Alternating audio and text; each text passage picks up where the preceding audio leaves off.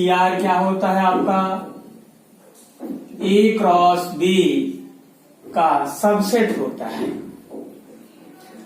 अब अगर ए cross B के सभी आर्डर क्रमिक युग्म सभी आर्डर पेयर आर में शामिल हैं तो वह संबंध सार्वत्रिक संबंध कहलाता है, यूनिवर्सल रिलेशन कहलाता है। यूनिवर्सल रिलेशन मतलब कि ए क्रॉस बी के सभी एलिमेंट उसमें आ जाए तो यूनिवर्सल होगा। और अगर ए क्रॉस बी का कोई भी एलिमेंट इसमें शामिल यानी केवल फाई हो तो क्या होगा आपका रिक्त समुच्चय होगा। यानी उस संबंध जिस नियम दिया गया है उस नियम से आपका कोई भी एलिमेंट रिलेट नहीं हो रहे हैं तो रिक्त समुच्चय हो सकता है। अब ऑलरेडी अगर ए में एम एलिमेंट हो, बी में आपको एन एलिमेंट हो तो ए क्रॉस बी में कितने एलिमेंट होते हैं, एम इंटू एन होते हैं। इसके बेस पर आपका यदि देखा जाए तो कितने सबसेटों की संख्या कितनी हो जाएगी, उप समुच्चयों की संख्या कितनी हो जाएगी, तो 2 के पावर m इंटू एन हो जाएगी। और इतने जब उप समुच्चय बनेंगे इतने ही सबसेट बनेंगे तो इतने ही रिलेशन बनेंगे। यानी कुल रिलेशन की संख्या अगर पूछ दी जाए किसी में तो आप 2 के पावर m इंटू एन होगा, जहां a में m एलिमेंट है और b में क्या है n एलिमेंट है। उसको गुणा करके 2 के पावर कर देंगे तो उतने होंगे। ये तो एक्स्ट्रा ज्ञान था।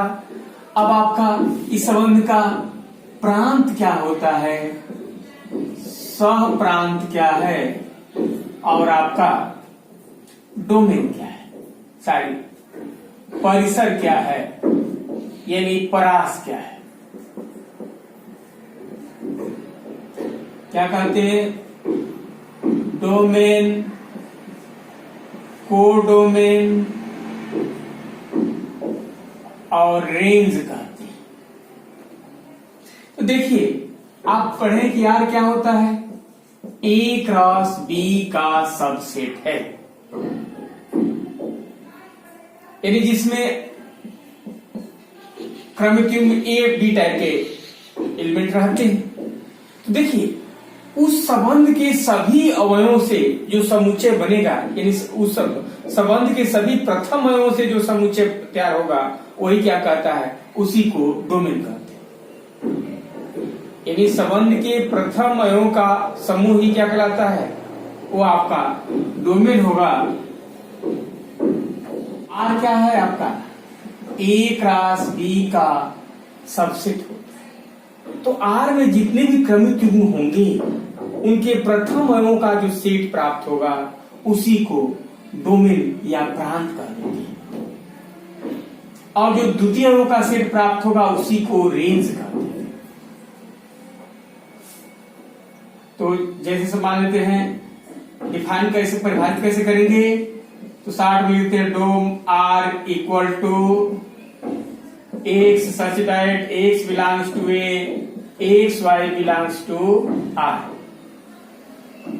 यानी अगर रिलेशन क्या है आपका, ए एक्स ए से बी से डिफाइन है तो इस आपका ये डोमेन आर की परिभाषा होगी। उसी प्रकार रेंज आर लिख देते हैं तो y such that y belongs to B होगा, x y belongs to R होगा। जितने आपको क्रमिक युग्म आर में आएंगे उसके प्रथम अवयव से डोमेन बन जाएगा यानी प्रांत बन जाएगा और द्वितीय अवयवों के सबसेट से आपको परिसर बन जाएगा। और परिसर यानी पूरा समुच्चय बी ले लेंगे तो उसी को सह प्रांत।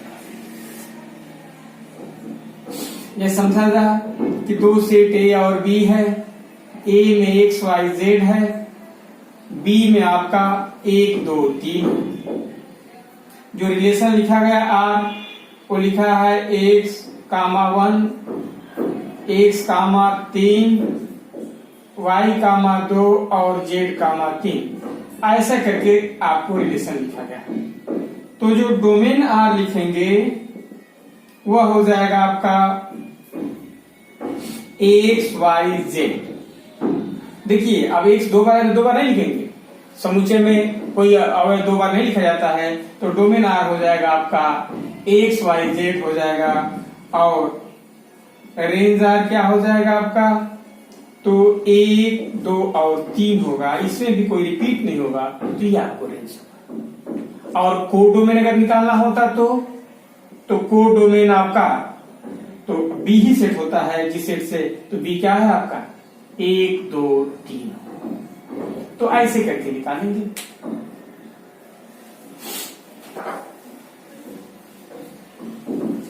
एक और संबंध आपका दिया गया है कि ए में आपका एक्स वाई जेड है, बी में 2 4 6 है, और संबंध जो लिखा गया है आपका आर वो आपका y से 4 लिखा गया है, y से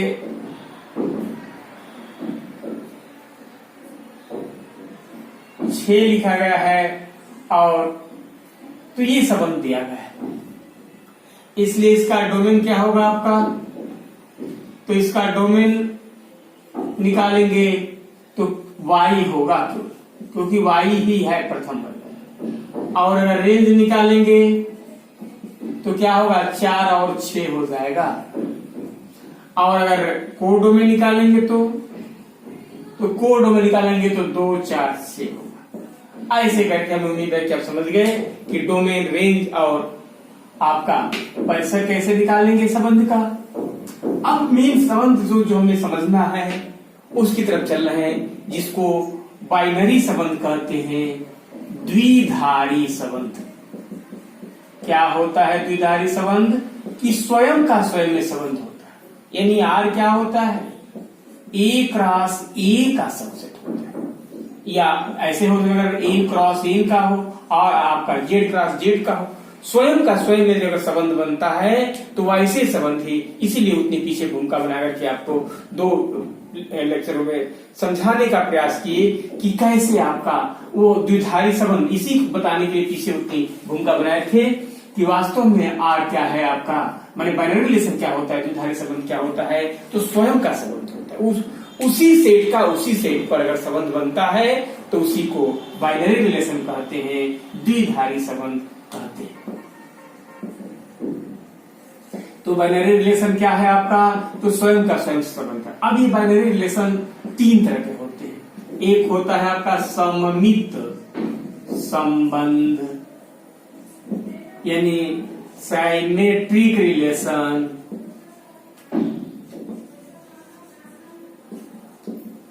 तो सममित संबंध क्या है आपका, तो सममित संबंध है आपका कि अगर एक्स वाई उस संबंध में आपको आर में बिलोंग कर रहे हैं, यानी x comma y belongs to R, this एक आपका, तो वो सममित होगा तभी जब वाई एक्स भी इसमें बिलोंग करेंगे। यानी एक्स अगर रिलेट टू वाई है तो ये fine only y relate to x होगा। दोनों अगर संबंध है तो समझिए कि क्या है, तभी वो संबंध सममित संबंध होगा। यानी पहले आपका अगर एक्स कामा वाई इसमें बिलोंग कर रहा है तो वाई कामा एक्स बिलोंग चाहिए। अगर 1 कामा 2 रिलेशन आर में है तो 2 कामा 1 भी होना चाहिए, तभी वो संबंध क्या होगा, सममित संबंध होगा। तो ऐसे करके संबंध आपका सममित संबंध होता है। जैसे आपका एक रेखा दूसरी रेखा पर लंब होती है, रेखाओं का लंब होने का संबंध क्या होगा, तो पहली रेखा अगर दूसरी पर लंब होती है तो दूसरी भी पहली पर लंब होती है। तो यह संबंध क्या है आपका, तो यह संबंध सममित संबंध है। और आगे एग्जाम्पलों से समझेंगे, लेकिन पहले इसको समझ दिया जाए। दूसरा होता है आपका जिसको स्वतुल्य संबंध कहते हैं। क्या कहते हैं, स्वतुल्य संबंध कहते हैं। तो रिफ्लेक्सिव संबंध कहते हैं। तो रिफ्लेक्सिव रिलेशन क्या है आपका, तो स्वतुल्य का संबंध की स्वयं का स्वयं संबंध, यानी एक्स रिलेट टू एक्स होगा, वाई रिलेट टू वाई होगा, जेड रिलेट टू जेड होगा। उस समुच्चय में स्वयं से स्वयं का संबंध बन रहा है तो वो क्या होगा, वो आपका स्वतुल्य संबंध होगा। यानी x comma x belongs to R होना चाहिए, y comma y belongs to R में जितने समुच्चय हैं उसमें जेड कामा जो भी उसमें एलिमेंट हो उस तरह से अगर बिलोंग कर रहा है सभी, तभी वो क्या होगा, संबंध स्वतुल्य होगा। यानी 1 कामा 1 बिलोंग्स टू आर हो, टू कामा जितने ऐसे का क्यू सेट समुच्चय हैं तो सभी इसमें बिलोंग करने चाहिए, तब वो संबंध आपको स्वतुल्य होगा। अब देखा जाए तो रेखाओं के समानांतर होने का संबंध क्या होता है, वो आपको रिफ्लेक्सिव रिलेशन होता है, स्वतुल्य संबंध होता है, क्योंकि रेखाएं स्वयं की समानांतर होती है। और तीसरा है आपका संक्रमण संबंध,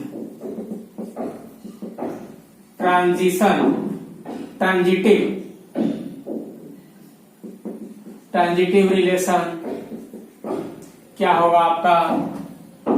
तो अगर इसमें है कि देखिए x comma y belongs to R है और y comma z belongs to R है, ये दो है।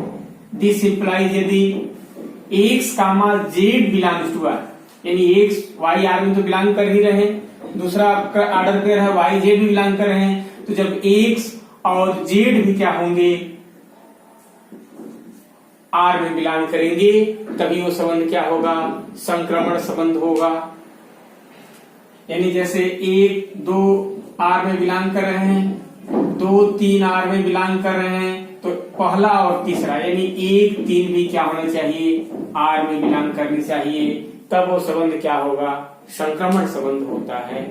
और अगर तीनों रिलेशन जो होता है सममित भी होगा, समतुल्य भी होगा और संक्रमण भी होगा, यानी सिमेट्रिक भी होगा, रिफ्लेक्सिव भी होगा, ट्रांजिटिव भी होगा, तो उसी को इक्विवेलेंस रिलेशन कहते हैं, तुल्यता संबंध कहते हैं। तो तुल्यता संबंध में क्या होगा, तो तुल्यता संबंध में ये तीन सममित, समतुल्य और संक्रमण होंगे, तो तब उस संबंध को इक्विवेलेंस रिलेशन कहेंगे, आपको तुल्यता संबंध कहेंगे। तो अब आगे देखा जाए, उदाहरण समझा जाए।